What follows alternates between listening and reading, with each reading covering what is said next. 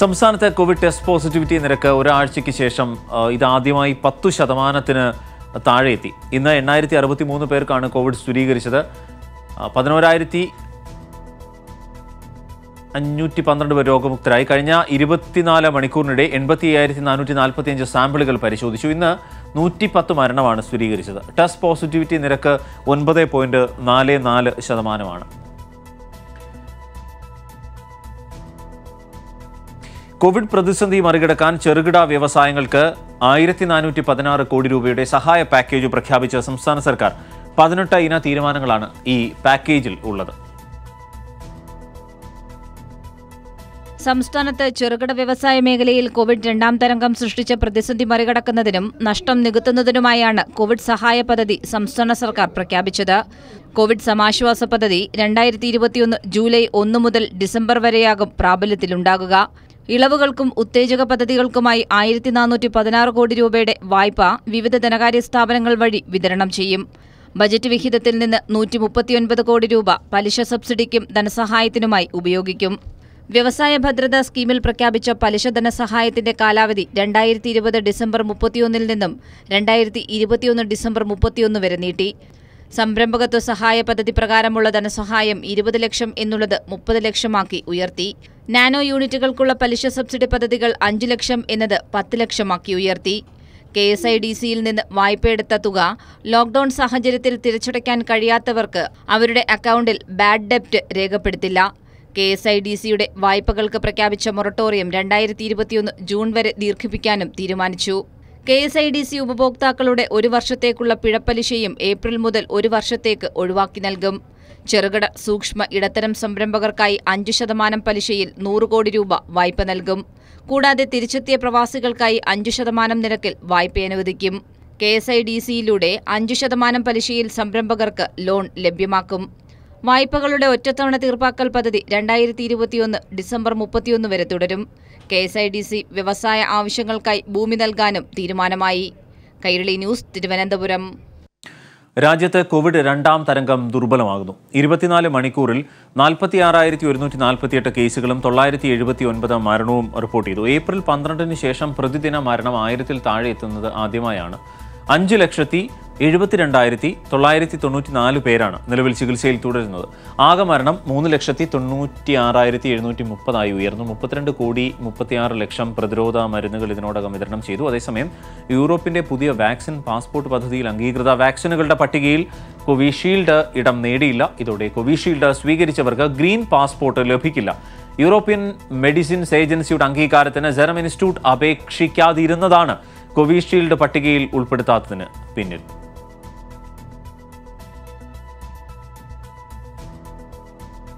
ജനങ്ങളിലേക്ക് നേരിട്ട് പണം എത്തിക്കുന്ന പ്രഖ്യാപനങ്ങൾ ഇല്ലാതെ പുതിയ കോവിഡ് പാക്കേജുമായി കേന്ദ്ര സർക്കാർ. സാമ്പത്തിക ആരോഗ്യ മേഖലയ്ക്ക് 8 ഇന പരിപാടികളാണ്.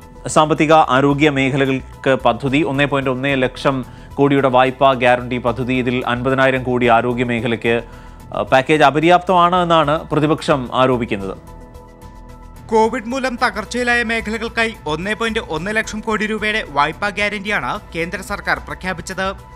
ആരോഗ്യ മേഖലയിൽ അടിസ്ഥാന സൗകര്യ വികസനത്തിന് 50,000 കോടി രൂപയുടെ സഹായവും മറ്റു മേഖലകൾക്കായി 60,000 കോടി രൂപയും പ്രഖ്യാപിച്ചു. ആരോഗ്യ മേഖലയ്ക്ക് 7.95%, മറ്റു മേഖലകൾക്ക് 8.25%മാണ് പലിശ നിരക്ക്. മൈക്രോ ഫിനാൻസ് സ്ഥാപനങ്ങൾ വഴി 3 വർഷ കാലാവധിയിൽ 25 ലക്ഷം വരെ വായ്പ ലഭ്യമാക്കും. മുൻ പദ്ധതികൾ കൊണ്ട് പ്രതിസന്ധി മറികടക്കാൻ കഴിയാഞ്ഞതോടെയാണ് 8 ഇന പദ്ധതികൾ പ്രഖ്യാപിച്ചത്. We announce some relief measures. There are about 8 such measures being announced under the category of relief, 4 of which are absolutely new. There is one item which is specific to health infrastructure. So if 8 items were on economic relief, wherein I said 4 are new, the one item on health infrastructure is also new. Covid ഏറ്റവും ബാധിച്ച tourist മേഖലയെ പുനരുജ്ജീവിപ്പിക്കാനുള്ള പദ്ധതിയും ധനമന്ത്രി പ്രഖ്യാപിച്ചു. Visa വിതരണം പുനരാരംഭിച്ചാൽ 5 ലക്ഷം tourist വിസകൾ സൗജന്യമായി നൽകും. സൗജന്യ വിസ ലഭിക്കുന്നവർ 21 ദിവസം ചുരുങ്ങിയത് ഇന്ത്യയിൽ തങ്ങണം. പ്രതിദിനം 2400 രൂപ ചെലവഴിക്കണമെന്ന നിബന്ധനയും മുന്നോട്ട് വയ്ക്കുന്നു. 2022 മാർച്ച് 31 വരെയാണ് പദ്ധതിയുടെ കാലാവധി. ട്രാവൽ ഏജൻസികൾക്ക് 10 ലക്ഷം രൂപ വായ്പയും ടൂറിസ്റ്റ് ഗൈഡുകൾക്ക് 1 ലക്ഷം രൂപയുടെ വായ്പയും പദ്ധതിയുടെ ഭാഗമായി പ്രഖ്യാപിച്ചു. ഇതിനു പുറമെ കുട്ടികളെ കേന്ദ്രീകരിച്ച് പൊതു ആരോഗ്യ മേഖലയിൽ 23,220 കോടി ചെലവിടും. എന്നാൽ പുതിയ പദ്ധതികളും കോവിഡിൽ നട്ടം തിരിയുന്ന സാധാരണക്കാരുടെ കൈകളിലേക്ക് നേരിട്ട് പണമെത്തിക്കാൻ ഉപകരിക്കില്ലെന്നാണ് പ്രതിപക്ഷം ചൂണ്ടിക്കാട്ടുന്നത്. കൈരളി ന്യൂസ്, ദില്ലി. കുഴൽപ്പണത്തിൽ മുഖം നഷ്ടമായി BJP.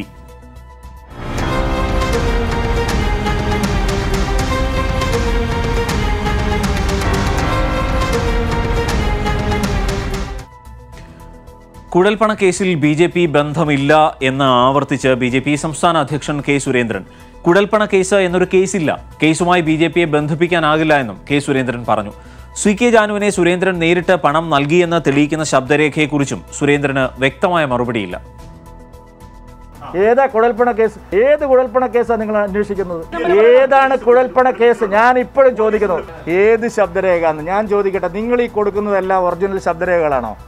നിയമസഭാ തെരഞ്ഞെടുപ്പിലെ സമ്പൂർണ്ണ പരാജയം, കൊടകര കള്ളപ്പണ കേസും CK ജാനുവുമായുള്ള പണ ഇടപാട് കേസും. വിവാദങ്ങളിൽ കുടുങ്ങിയ BJP സംസ്ഥാന അധ്യക്ഷൻ K. സുരേന്ദ്രന്റെ വാർത്താ സമ്മേളനങ്ങളിലെ പൊതുമൂഡ് ഇങ്ങനെയൊക്കെയാണ്. കുഴൽപ്പണ കേസിനെ കുറിച്ച് ചോദിച്ചാൽ അങ്ങനെ ഒരു സംഭവം തന്നെയുണ്ടോ എന്ന് സുരേന്ദ്രന് സംശയം. ഏതാണ് കുഴൽപ്പണ കേസ്? ഞാൻ ഇപ്പോഴും ചോദിക്കുന്നു, കുഴൽപ്പണ കേസ് ഏതാണ്? പോലീസ് വിളിപ്പിക്കുന്നത് നിങ്ങളുടെ പോലീസാണല്ലോ, CPMന്റെ. അവർ വിളിപ്പിക്കും. അല്ല, ശരി, ഏതാ കുഴൽപ്പണ കേസ്? നിങ്ങൾ ചാർജ് ചെയ്തിട്ടുണ്ടോ? എഴുതുമ്പോൾ നിങ്ങൾ ആലോചിക്കണം. കാരണം കുഴൽപ്പണ കേസ് എന്ന് പറയുന്നൊരു കേസില്ല ഇവിടെ. നിങ്ങൾ FIR പറ.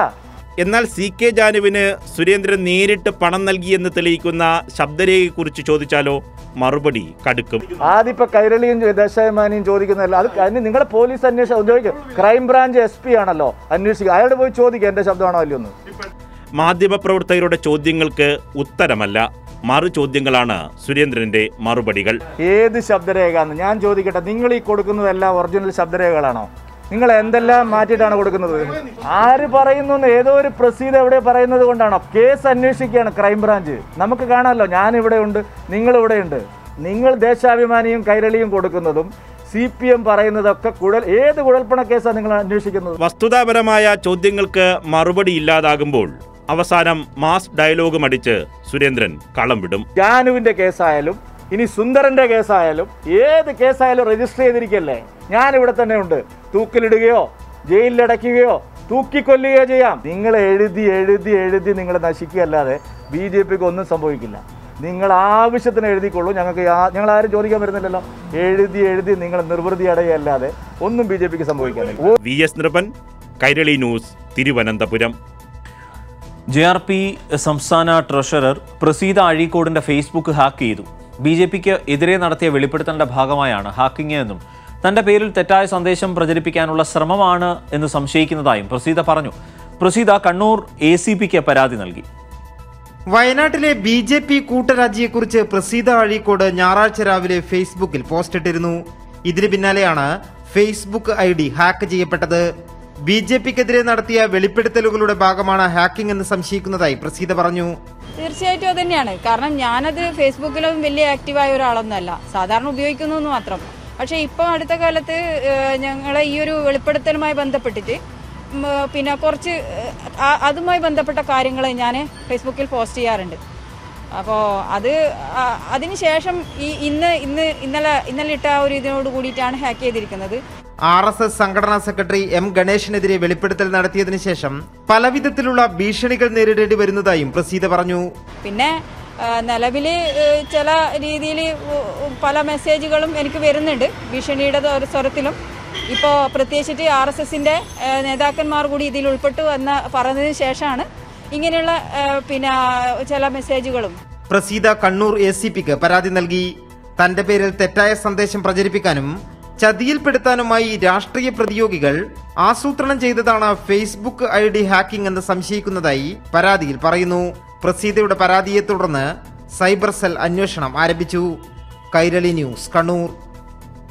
ഇടവേള. വെങ്ങാനൂരിൽ യുവതി ആത്മഹത്യ ചെയ്ത കേസിൽ ഭർത്താവ് അറസ്റ്റിൽ. ആത്മഹത്യ ചെയ്ത അർച്ചനയുടെ ഭർത്താവ് സുരേഷിനെയാണ് പോലീസ് അറസ്റ്റ് ചെയ്തത്. തിരുവനന്തപുരം വെങ്ങാനൂരിൽ യുവതി തീപ്പൊള്ളലേറ്റ് മരിച്ച കേസിൽ ഭർത്താവ് സുരേഷിനെയാണ് അറസ്റ്റ് ചെയ്തത്. കേസന്വേഷിക്കുന്ന ജില്ലാ ക്രൈംബ്രാഞ്ച് സംഘമാണ് അറസ്റ്റ് രേഖപ്പെടുത്തിയത്. ഗാർഹിക പീഡനത്തിനും ആത്മഹത്യാ പ്രേരണയുമാണ് സുരേഷിനെതിരെയുള്ള കേസ്. സുരേഷിനെ കോടതി റിമാൻഡ് ചെയ്തു. നേരത്തെ അർച്ചനയുടെ ആത്മഹത്യയുമായി ബന്ധപ്പെട്ട് ഭർത്താവ് സുരേഷിനെ ലോക്കൽ പോലീസ് ചോദ്യം ചെയ്ത് വിട്ടയച്ചിരുന്നു. ഇന്ന് വീണ്ടും ചോദ്യം ചെയ്യാൻ വിളിപ്പിച്ചു വരുത്തിയ ശേഷമാണ് അറസ്റ്റ് രേഖപ്പെടുത്തിയത്. വീട്ടിൽ ഡീസൽ ഒഴിച്ച് തീകൊളുത്തിയ നിലയിലായിരുന്നു അർച്ചനയുടെ മൃതദേഹം കണ്ടെത്തിയിരുന്നത്. ആശുപത്രിയിലെത്തിച്ച് മരണം സ്ഥിരീകരിച്ചു. തലേ ദിവസം വീട്ടിൽ സുരേഷ് ഡീസൽ വാങ്ങി കൊണ്ടുവന്നതിൽ ദുരൂഹതയുണ്ടെന്ന് അർച്ചനയുടെ പിതാവ് ആരോപിച്ചിരുന്നു. സുരേഷും അർച്ചനയും പ്രണയവിവാഹിതരായിരുന്നു. കൈരളി ന്യൂസ്, തിരുവനന്തപുരം. സ്ത്രീധനം വാങ്ങുന്ന വിവാഹങ്ങൾക്ക് തയ്യാറാകില്ല എന്ന് പെൺകുട്ടികൾ തീരുമാനിക്കണം എന്ന ഗവർണർ ആരിഫ് മുഹമ്മദ് ഖാൻ കൊല്ലത്തെ വിസ്മയുടെ വീട് സന്ദർശിച്ച ശേഷം സംസാരിക്കുകയായിരുന്നു അദ്ദേഹം. അതേസമയം കിരൺകുമാറിനെ 3 ദിവസത്തേക്ക് പോലീസ് കസ്റ്റഡിയിൽ വിട്ടു.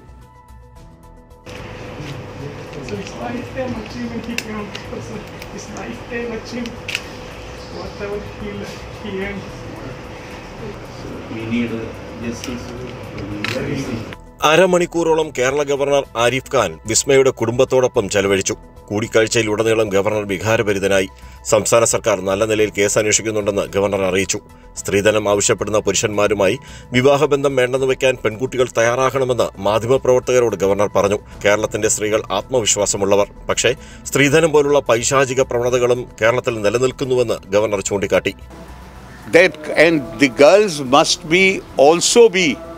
They should be mentally prepared to say no to such proposals.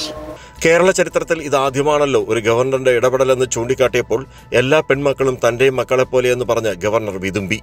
For me, she was like daughter. Any daughter of Kerala is my daughter. I feel like crying. Governor തന്നെ തങ്ങളെ കാണാനെത്തിയത് ആത്മവിശ്വാസം പകരുന്നതാണെന്ന് വിസ്മയുടെ സഹോദരൻ വിജിത് ബി നായർ പറഞ്ഞു. സാറിൻ്റെ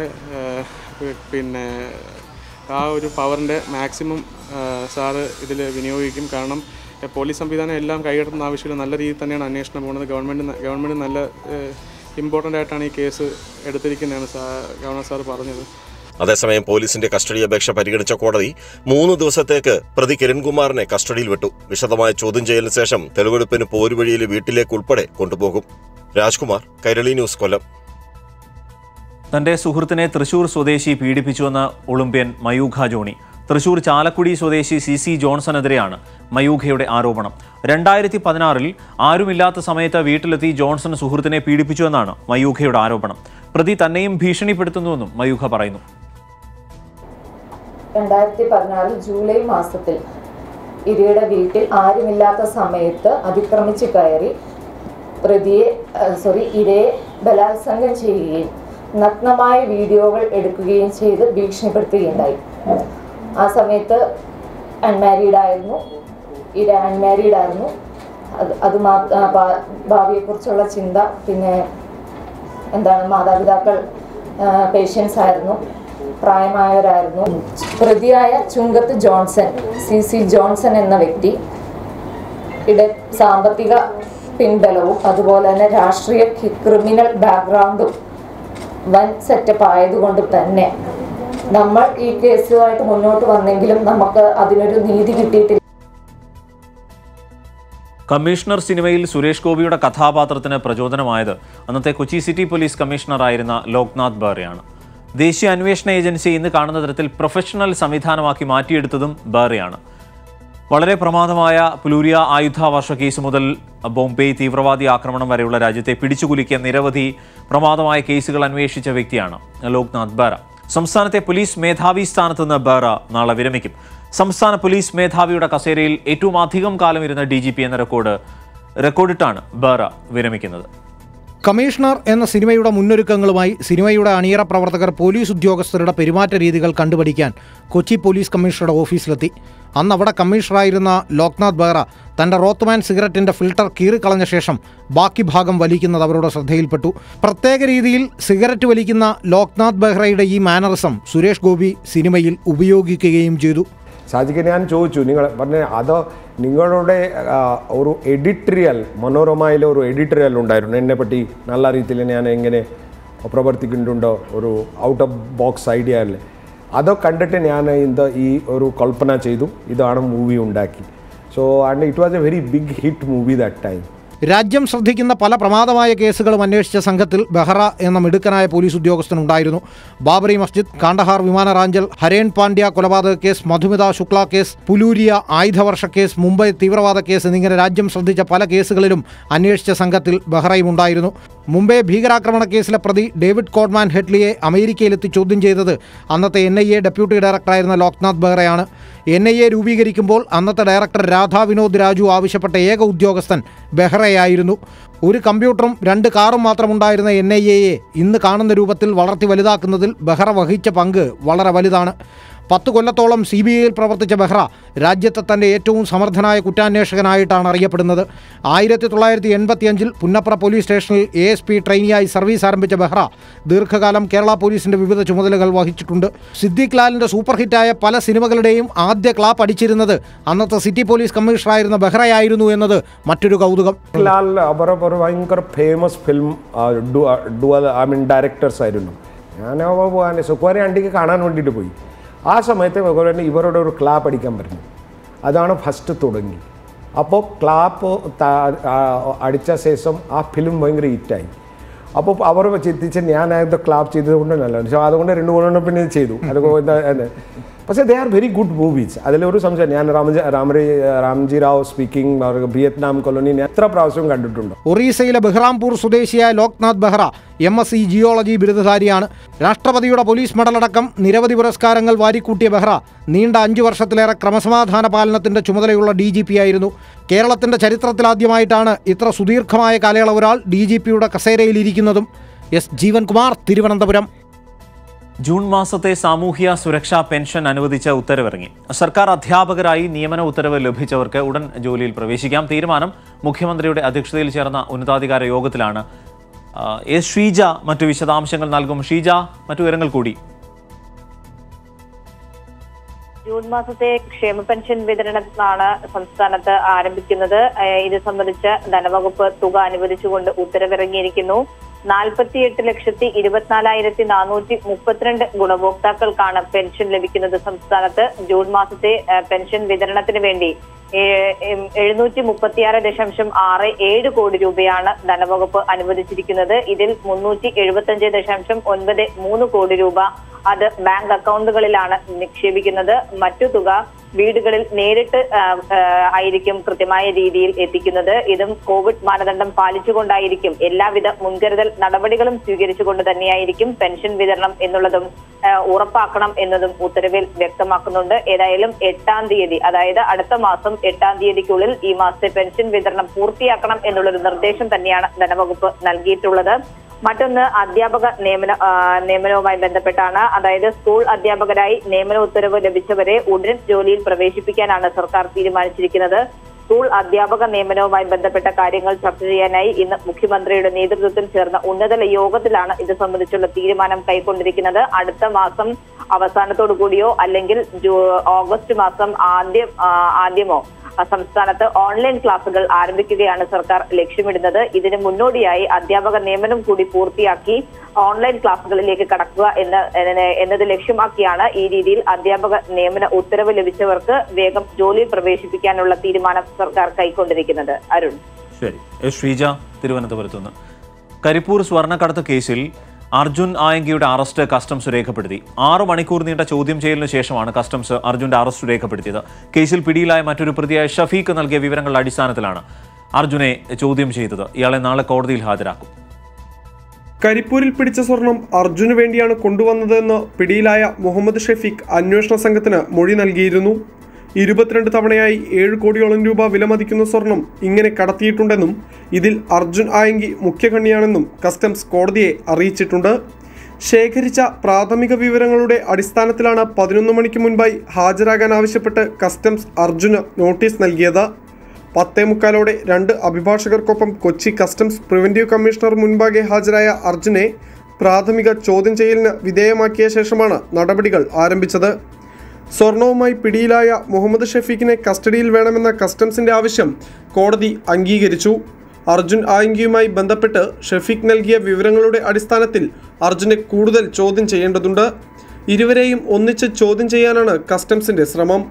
രാമനാട്ടുകര വാഹനാപകടത്തിൽ സ്വർണ്ണക്കടത്തുമായി ബന്ധപ്പെട്ട സംഘം മരിച്ചതിന് പിന്നാലെയാണ് അന്വേഷണം അർജുൻ ആയങ്കിയിലേക്ക് എത്തുന്നത്. ഇയാൾ ഉപയോഗിച്ചതെന്ന് പറയപ്പെടുന്ന കാർ കണ്ടെത്തിയിരുന്നുവെങ്കിലും അർജുൻ ഒളിവിലായിരുന്നു. കൈരളി ന്യൂസ്, കൊച്ചി. ഇടവേള.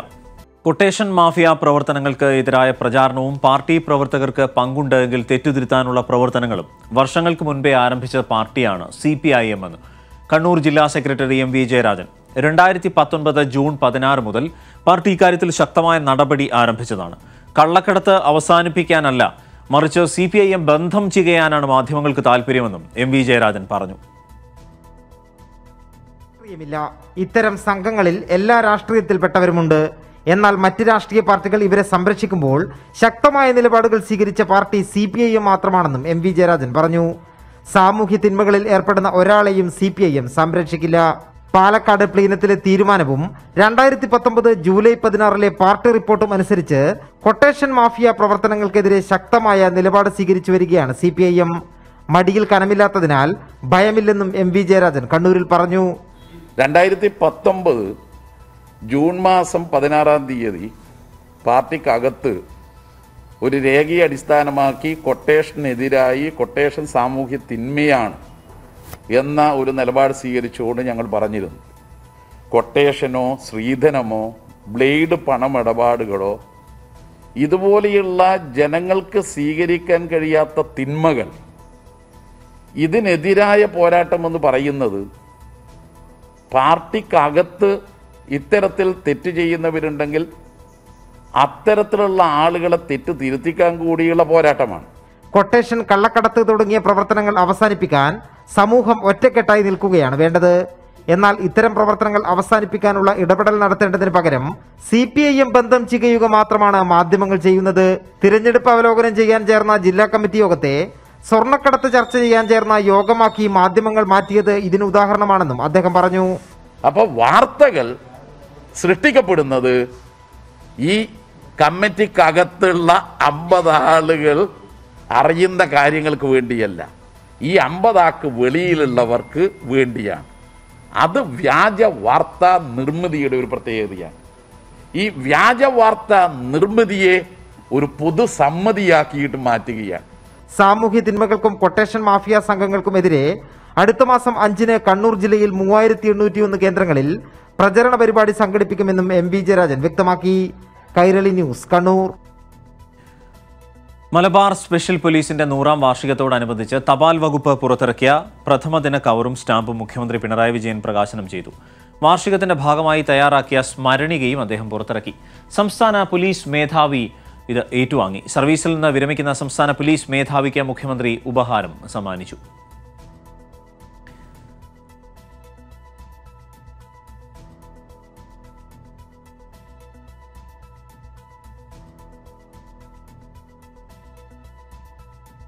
ഇന്ധന കൊള്ളയ്ക്കെതിരെ വ്യാപക പ്രതിഷേധം.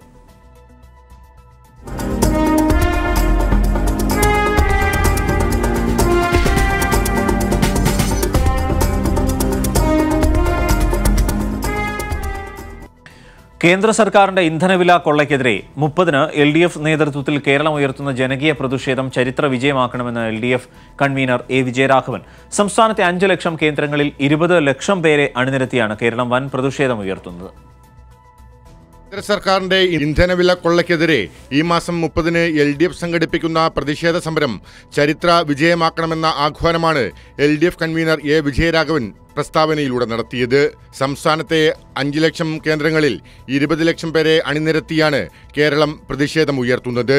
വൈകിട്ട് 4-ന് തദ്ദേശ സ്ഥാപനങ്ങളിൽ വാർഡടിസ്ഥാനത്തിൽ കോവിഡ് മാനദണ്ഡം പൂർണ്ണമായും പാലിച്ചായിരിക്കും പ്രതിഷേധ സമരം നടത്തുകയെന്നും പ്രസ്താവനയിൽ വ്യക്തമാക്കി.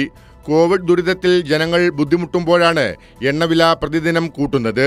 എണ്ണ കമ്പനികളുടെ ജനദ്രോഹത്തിന് ചൂട്ടുപിടിച്ച് കേന്ദ്ര സർക്കാരും BJPയും കോടികളുടെ കൊള്ളയാണ് നടത്തുന്നതെന്നും വിജയരാഘവൻ പ്രസ്താവനയിൽ പറഞ്ഞു. ഇതിന്റെ പ്രതിഫലമായി സ്വകാര്യ എണ്ണ കമ്പനികളിൽ നിന്നും കോടികളാണ് BJPയുടെ അക്കൗണ്ടിലേക്ക് ഒഴുകുന്നതെന്നും എ വിജയരാഘവൻ പ്രസ്താവനയിൽ വ്യക്തമാക്കി. എണ്ണ കമ്പനികൾ ജനങ്ങളെ പകൽ കൊള്ളയടിക്കുകയാണെന്നും ഇതിനെതിരെ കേരളത്തിന്റെ പൊതുവികാരം വലിയ ജനകീയ പ്രതിഷേധമായി ജ്വലിച്ചുയരണമെന്നും എ വിജയരാഘവൻ പ്രസ്താവനയിൽ ആഹ്വാനം ചെയ്യുന്നു. കൈരളി ന്യൂസ്, തിരുവനന്തപുരം. ISRO ചാരക്കേസ് ഗൂഢാലോചനയിൽ പ്രതി ചേർക്കപ്പെട്ടവർ മുൻകൂർ ജാമ്യം തേടി ഹൈക്കോടതിയെ സമീപിച്ചു. S. വിജയൻ, തമ്പി S. ദുർഗാദത്ത് എന്നിവരാണ് കോടതിയെ സമീപിച്ചത്. CBI രജിസ്റ്റർ ചെയ്ത കേസിൽ ആദ്യ 2 പ്രതികളാണ് ഇരുവരും. അക്കാലത്ത് തിരുവനന്തപുരം പേട്ട പോലീസ് സ്റ്റേഷനിലെ CIയും SIയുമായിരുന്നു ഇവർ. ചാരക്കേസ് ഗൂഢാലോചന അന്വേഷിക്കുന്ന CBI സംഘം തലസ്ഥാനത്തെത്തി. പ്രതിയാക്കപ്പെട്ടവർക്ക് ഹാജരാകാൻ ഉടൻ CBI നോട്ടീസ് നൽകും. CB മാത്യൂസ്, മുൻ IB ഉദ്യോഗസ്ഥൻ RB ശ്രീകുമാർ എന്നിവർ ഉൾപ്പെടെ 18 പേരെ പ്രതി ചേർത്ത് CBI റിപ്പോർട്ട് സമർപ്പിച്ചിരുന്നു. തിരുവനന്തപുരത്തെ CBI ഓഫീസ് കേന്ദ്രീകരിച്ചായിരിക്കും ചാരക്കേസ് ഗൂഢാലോചന അന്വേഷിക്കുന്ന CBI സംഘത്തിന്റെ പ്രവർത്തനം. പ്രതിയാക്കപ്പെട്ടവർക്ക് ഹാജരാകാൻ ഉടൻ നോട്ടീസ് നൽകും. സുപ്രീം കോടതി നിർദ്ദേശപ്രകാരമാണ് മെയ് മാസം CBI കേസ് ഏറ്റെടുത്തത്. CB മാത്യൂസ്, മുൻ IB ഉദ്യോഗസ്ഥൻ RB ശ്രീകുമാർ എന്നിവരുൾപ്പെടെ 18 പേരെ പ്രതി ചേർത്ത് CBI പ്രഥമ വിവര റിപ്പോർട്ട് സമർപ്പിച്ചിരുന്നു. സ്പെഷ്യൽ ബ്രാഞ്ച് CI ആയിരുന്ന S. വിജയനാണ് 1ാം പ്രതി. 2ാം പ്രതി വഞ്ചൂർ SI ആയിരുന്ന തമ്പി S. ദുർഗാദത്ത്. 4ാം പ്രതി ചാരക്കേസ് അന്വേഷിച്ച പ്രത്യേക സംഘത്തിന്റെ തലവനായിരുന്ന CB മാത്യൂസ് ആണ്. 7ാം പ്രതി IB ഡെപ്യൂട്ടി ഡയറക്ടറായിരുന്ന RB ശ്രീകുമാർ. സിറ്റി പോലീസ് കമ്മീഷണറായിരുന്ന VR രാജീവൻ, KK ജോഷോ എന്നിവരടക്കമാണ് 18 പ്രതികൾ. സുപ്രീം കോടതി നിയമിച്ച ജസ്റ്റിസ് ജെയിൻ കമ്മീഷൻ റിപ്പോർട്ട് പ്രകാരമാണ് CBI ഗൂഢാലോചന കേസിൽ അന്വേഷണം തുടങ്ങിയത്. നേരത്തെ നമ്പി നാരായണൻ നിരപരാധിയാണെന്ന് കണ്ടെത്തിയതും CBI അന്വേഷണത്തിലായിരുന്നു. ഇതിനുശേഷമാണ് നമ്പി നാരായണൻ ആദ്യം കേസ് അന്വേഷിച്ച കേരള പോലീസിലെയും IBയിലെയും ഉദ്യോഗസ്ഥർക്കെതിരെ നിയമ പോരാട്ടം തുടങ്ങുന്നത്. കൈരളി ന്യൂസ്, തിരുവനന്തപുരം. സംസ്ഥാനത്ത് 18 വയസ്സിന് മുകളിൽ പ്രായമുള്ള എല്ലാവരെയും കോവിഡ് വാക്സിൻ ലഭിക്കുന്ന വിഭാഗത്തിൽ ഉൾപ്പെടുത്തി. എന്നാൽ വിവിധ സർക്കാർ ഉത്തരവ് പ്രകാരം മുൻഗണനാ പട്ടികയിൽ ഉൾപ്പെടുത്തിയ വിഭാഗങ്ങളുടെ മുൻഗണന തുടരുന്നതാണ്. സംസ്ഥാനത്ത് 18 മുതൽ 44 വയസ്സ് വരെയുള്ളവരിൽ രോഗബാധിതർക്കും മറ്റ് മുൻഗണനയിലുള്ളവർക്കും മാത്രമാണ് നിലവിൽ കുത്തിവയ്പ് നൽകിയിരുന്നത്.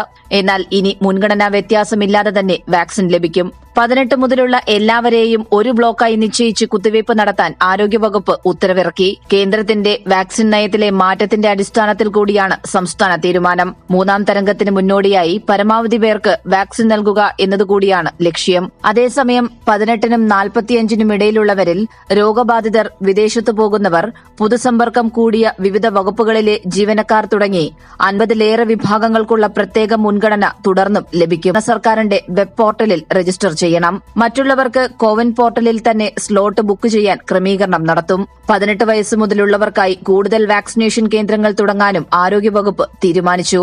എന്നാൽ കേന്ദ്രത്തിൽ നിന്ന് തുടർച്ചയായി വാക്സിൻ ലഭിച്ചാൽ മാത്രമേ കാലതാമസമില്ലാതെ കൂടുതൽ പേർക്ക് വാക്സിൻ നൽകാൻ സാധിക്കൂ. കൈരളി ന്യൂസ്, തിരുവനന്തപുരം. തിരുവനന്തപുരത്ത് ഉത്തരേന്ത്യൻ ഉദ്യോഗസ്ഥർക്കും കുടുംബത്തിനും എതിരെ ഗുണ്ടാക്രമണം. പേട്ട അമ്പലത്തുമുക്കിലാണ് ഈ സംഭവം. ഭാര്യമാരെ കടന്നുപിടിക്കാൻ ശ്രമിച്ചത് ചോദ്യം ചെയ്ത ഉദ്യോഗസ്ഥരെ അക്രമികൾ വെട്ടിപ്പരിക്കേൽപ്പിച്ചു. സംഭവത്തിൽ പേട്ട പോലീസ് കേസെടുത്തിട്ടുണ്ട്. ഇന്നലെ രാത്രി 8:30 AGS ഓഫീസിലെ ഉദ്യോഗസ്ഥരായ രവി യാദവും ജഗത് സിംഗും കുടുംബവുമായി സായാഹ്ന നടത്തത്തിന് ശേഷം വീട്ടിലേക്ക് മടങ്ങുകയായിരുന്നു. ഇരുചക്രവാഹനത്തിലെത്തിയ 2-അംഗ സംഘം ഒപ്പമുണ്ടായിരുന്ന സ്ത്രീകളെ കടന്നുപിടിക്കുകയും തെറിവിളിക്കുകയും ചെയ്തു.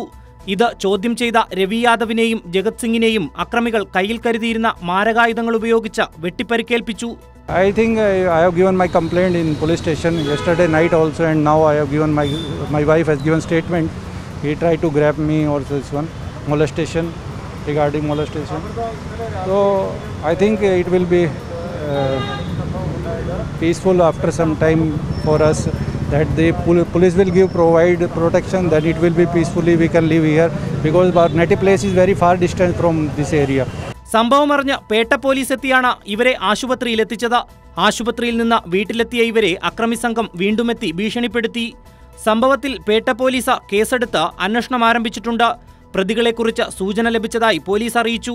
അക്രമത്തിനിരയായ AGS office senior accountant Ravi Yadav Haryana സ്വദേശിയും ഡേറ്റ എൻട്രി ഓപ്പറേറ്ററായ ജഗത് സിംഗ് ഉത്തർപ്രദേശ് സ്വദേശിയുമാണ്. കൈരളി ന്യൂസ്, തിരുവനന്തപുരം. മുട്ടിൽ മരമുറി കേസിൽ 2 വനം വകുപ്പ് ഉദ്യോഗസ്ഥർക്ക് സസ്പെൻഷൻ. വൈത്തിരി ചെക്ക് പോസ്റ്റിൽ നിന്ന് ഈട്ടിമരം കടത്തിയ ദിവസം ഡ്യൂട്ടിക്കുണ്ടായിരുന്ന 2 ജീവനക്കാരെയാണ് വനം വകുപ്പ് സസ്പെൻഡ് ചെയ്തത്. മീറ്റ് forest officer EP Sreejith, section forest officer VS Vinesh എന്നിവരെയാണ് സസ്പെൻഡ് ചെയ്തത്. അനൂപ് കെ ആർ വിവരങ്ങൾ നൽകും. അനൂപ്, ആർക്കെതിരെയാണ് ഈ നടപടി? വൈത്തിരി ചെക്ക് പോസ്റ്റിൽ ഈ വിവാദത്തിനിടയാക്കിയ ഈട്ടിമരം കടത്തിയ ദിവസം ഡ്യൂട്ടിക്കുണ്ടായിരുന്ന 2 ജീവനക്കാരെയാണ് വനംവകുപ്പ് ഇപ്പോൾ സസ്പെൻഡ് ചെയ്തിരിക്കുന്നത്. Beat forest officer EP Sreejith, section forest officer VS Dinesh എന്നിവരെയാണ് ഉത്തരമേഖല chief forest conservator TK Vinod Kumar suspend ചെയ്തുകൊണ്ട് ഇപ്പോൾ ഉത്തരവിറക്കിയത്. ഈ സംഭവത്തിൽ ഈ മരം കടത്തുന്ന സമയത്ത് വൈത്തിരിയിൽ ഈ ഫോറസ്റ്റിന്റെ ഈ ഡ്യൂട്ടിക്കുണ്ടായിരുന്ന ഉദ്യോഗസ്ഥരെയാണ് ഇപ്പോൾ ഇതുമായി ബന്ധപ്പെട്ട് സസ്പെൻഡ് ചെയ്തിരിക്കുന്നത്. വലിയ ഗുരുതരമായ കൃത്യവിലോപം സംഭവിച്ചിട്ടുള്ള ഈ പ്രഥമ ദൃഷ്ട്യ ബോധ്യപ്പെടുന്നതായി ഇത് സംബന്ധിച്ചുള്ള അന്വേഷണത്തിൽ Vinod Kumar TK chief forest conservator പറയുന്നു. ഇവർ സർവീസിൽ തുടരുന്നത് ഈ കേസിന്റെ അന്വേഷണത്തെയും സർക്കാർ താല്പര്യങ്ങളെയും പ്രതികൂലമായി ബാധിച്ചേക്കുമെന്നതിനാൽ ഇതുമായി ബന്ധപ്പെട്ട നിയമപ്രകാരം ഉടൻ തന്നെ ഇവരെ നടപടികൾക്ക് വിധേയമായി സേവനത്തിൽ നിന്നും സസ്പെൻഡ് ചെയ്യണമെന്നാണ് ഈ ഫോറസ്റ്റ് കൺസർവേറ്ററായ TK വിനോദ് കുമാർ ഉത്തരവിട്ടിരിക്കുന്നത്. സസ്പെൻഷൻ കാലയളവിൽ ഉപജീവന പദ്ധതിക്ക് അടക്കമുള്ളവർക്ക് അർഹതയുണ്ടായിരുന്നെങ്കിലും ഇതുമായി ബന്ധപ്പെട്ടുള്ള മുഴുവൻ അന്വേഷണ നടപടികളുമായും ഇവർ സഹകരിക്കണമെന്നും ഈ ഉത്തരവിൽ പറയുന്നു. ഏതായാലും ഈ സംഭവത്തിൽ ഒരു നിർണായക നടപടിയാണ് ഇപ്പോൾ വനംവകുപ്പിന്റെ ഭാഗത്തു നിന്ന് ഉണ്ടായിരിക്കുന്നത്. ഇത്തരത്തിൽ അതിർത്തി കടന്നു പോകുന്ന തടികൾ പരിശോധിച്ചതിലും ഇത് സംബന്ധിച്ചുള്ള അന്വേഷണത്തിലും ഗുരുതരമായ പിഴവ് ഈ ഉദ്യോഗസ്ഥരുടെ ഭാഗത്തു നിന്നുണ്ടായിരിക്കുന്നു.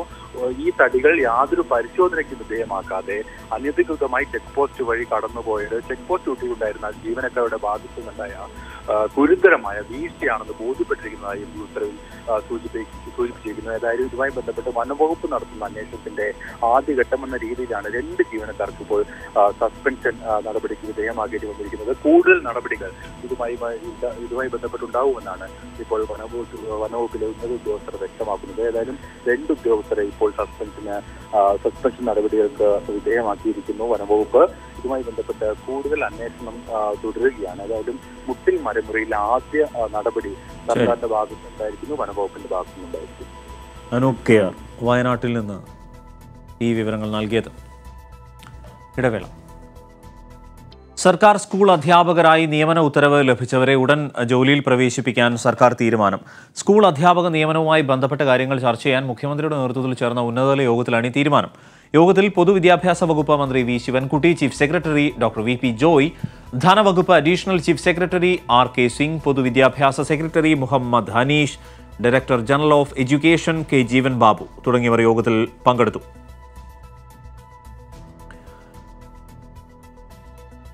ജമ്മുകശ്മീരിൽ വീണ്ടും വൻ സുരക്ഷാ വീഴ്ച. സൈനിക താവളത്തിനുമേൽ വീണ്ടും ഡ്രോൺ ആക്രമണം. പുൽവാമയിൽ ഭീകരാക്രമണത്തിൽ പോലീസ് ഓഫീസറും ഭാര്യയും മകളും കൊല്ലപ്പെട്ടു. സംഭവവുമായി ബന്ധപ്പെട്ട് ലഷ്കർ-ഇ-തയ്ബ കമാൻഡർ പിടിയിലായി. സ്ഫോടനത്തിന് പിന്നാലെ അതീവ സുരക്ഷാ നിർദ്ദേശം നിലനിൽക്കുന്നതിനിടെയാണ് പുലർച്ചെയോടെ ജമ്മുവിൽ വീണ്ടും ഡ്രോൺ കണ്ടത്. ജമ്മുവിലെ സൈനിക താവളത്തിനടുത്ത് പുലർച്ചെ 3 മണിയോടെയായിരുന്നു വീണ്ടും ഡ്രോൺ കണ്ടത്. ഡ്രോണിനു വേണ്ടിയുള്ള തിരച്ചിലും ഊർജിതമാക്കിയിട്ടുണ്ട്. അതേസമയം കഴിഞ്ഞ ദിവസത്തെ ആക്രമണത്തിന് 2 കിലോ വീതം സ്ഫോടക വസ്തുക്കൾ ഡ്രോണുകൾ വഴി ഉപയോഗിച്ചതായാണ് നിഗമനം. 100 മീറ്റർ ഉയരത്തിൽ നിന്ന് സ്ഫോടക വസ്തുക്കൾ ഇട്ടതായാണ് റിപ്പോർട്ട്. RDX ഉപയോഗിച്ച് 6 മിനിറ്റുകളുടെ ഇടവേളകളിലായിരുന്നു സ്ഫോടനങ്ങൾ നടന്നത്. ആക്രമണ പശ്ചാത്തലത്തിൽ രാജ്യത്തെ സേനാ താവളങ്ങളിലെ സുരക്ഷ ശക്തമാക്കിയിട്ടുണ്ട്. അതിനിടെ കേസിന്റെ അന്വേഷണം ദേശീയ അന്വേഷണ ഏജൻസിയും NSG പ്രത്യേക സംഘവും മുന്നോട്ട് കൊണ്ടുപോകും. അതേസമയം ജമ്മു കാശ്മീരിലെ പുൽവാമയിൽ സ്പെഷ്യൽ പോലീസ് ഓഫീസറെയും കുടുംബത്തെയും ഭീകരർ വെടിവെച്ച് കൊലപ്പെടുത്തി. സ്പെഷ്യൽ പോലീസ് ഓഫീസർ ഫയാസ് അഹമ്മദും ഭാര്യ രാജ ബീഗവും മകളുമാണ് ഭീകരാക്രമണത്തിൽ കൊല്ലപ്പെട്ടത്. ഗുരുതരമായി പരിക്കേറ്റ മകൾ ആശുപത്രിയിൽ വെച്ചാണ് മരണത്തിന് കീഴടങ്ങിയത്. പ്രദേശത്ത് സുരക്ഷാ സേന തിരച്ചിൽ ശക്തമാക്കി. കൈരളി ന്യൂസ്, ദില്ലി. കശ്മീരിനെയും ലഡാക്കിനെയും വെവ്വേറെ രാജ്യങ്ങളായി അടയാളപ്പെടുത്തി ട്വിറ്റർ. മാപ്പ് പ്രസിദ്ധീകരിച്ചത് ട്വിറ്ററിന്റെ കരിയർ വെബ്സൈറ്റിലാണ്.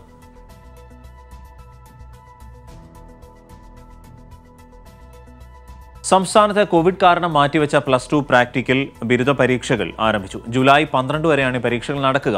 കോവിഡ് മാനദണ്ഡങ്ങൾ പാലിച്ചായിരുന്നു ക്രമീകരണങ്ങൾ.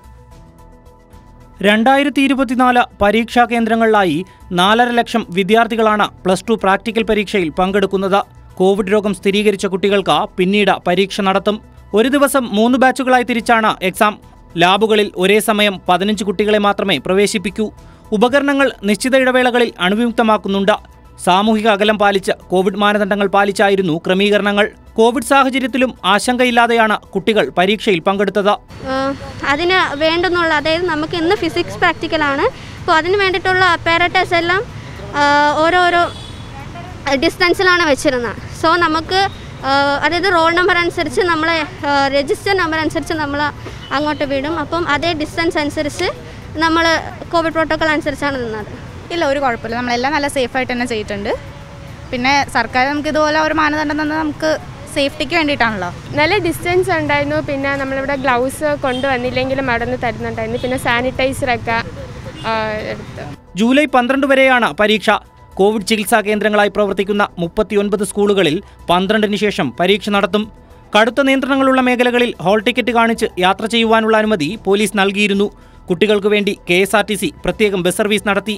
വാഹനങ്ങളില്ലാതെ ബുദ്ധിമുട്ടുന്ന കുട്ടികൾക്ക് വേണ്ടി DYFI സ്നേഹവണ്ടിയും ഒരുക്കിയിരുന്നു. ബിരുദാനന്തര അവസാന വർഷ സെമസ്റ്റർ പരീക്ഷയും ഇന്ന് ആരംഭിച്ചിട്ടുണ്ട്. കൈരളി ന്യൂസ്, തിരുവനന്തപുരം. സംസ്ഥാനത്തെ ബാറുകൾ തുറന്നു. ബീറും വൈനും മാത്രം വിൽക്കാനാണ് ബാർ ഉടമകളുടെ തീരുമാനം. മറ്റ് മദ്യം വിൽക്കില്ല. വെയർഹൌസ് മാർജിൻ ഉയർത്തിയതിൽ പ്രതിഷേധിച്ച് അടച്ചിട്ട സംസ്ഥാനത്തെ ബാറുകൾ തുറക്കാനാണ് ഫെഡറേഷൻ ഓഫ് കേരള ഹോട്ടൽ അസോസിയേഷന്റെ തീരുമാനം. നിലവിൽ ബെപ്കോ, ബിയർ, വൈൻ എന്നിവയ്ക്ക് വെയർഹൌസ് മാർജിൻ കൂട്ടാത്തതിന്റെ അടിസ്ഥാനത്തിൽ ഇവ രണ്ടും വിൽപ്പന നടത്താനാണ് തീരുമാനം. ബിയറും വൈനും പാഴ്സലായിട്ടാകും വിൽപ്പന നടത്തുക. ബെവറേജസ് കോർപ്പറേഷൻ ഔട്ട്ലെറ്റുകളിലെ വിലയിലായിരിക്കും ബിയറും വൈനും വിൽക്കുക. കൺസ്യൂമർ ഫെഡിന് 20%, ബാറുകൾക്ക് 25%വുമാണ് ബെപ്കോയിൽ നിന്നും വാങ്ങുന്ന മദ്യത്തിനുള്ള വില ബിവറേജസ് കോർപ്പറേഷൻ ഉയർത്തിയത്. വെയർഹൌസ് മാർജിൻ ഉയർത്തിയ നടപടി പുനഃപരിശോധിക്കണമെന്നാവശ്യപ്പെട്ട് ബാർ ഉടമകൾ സർക്കാരിനെ സമീപിക്കുകയും വിഷയം സർക്കാർ പരിഗണിക്കാമെന്ന് ഉറപ്പു നൽകുകയും ചെയ്തിട്ടുണ്ട്. ഈ ഘട്ടത്തിലാണ് ബാറുകൾ തുറന്ന് വൈനും ബിയറും മാത്രം വിൽക്കാനുള്ള തീരുമാനം ബാർ ഉടമകൾ കൈക്കൊണ്ടിരിക്കുന്നത്. കൈരളി ന്യൂസ്, തിരുവനന്തപുരം.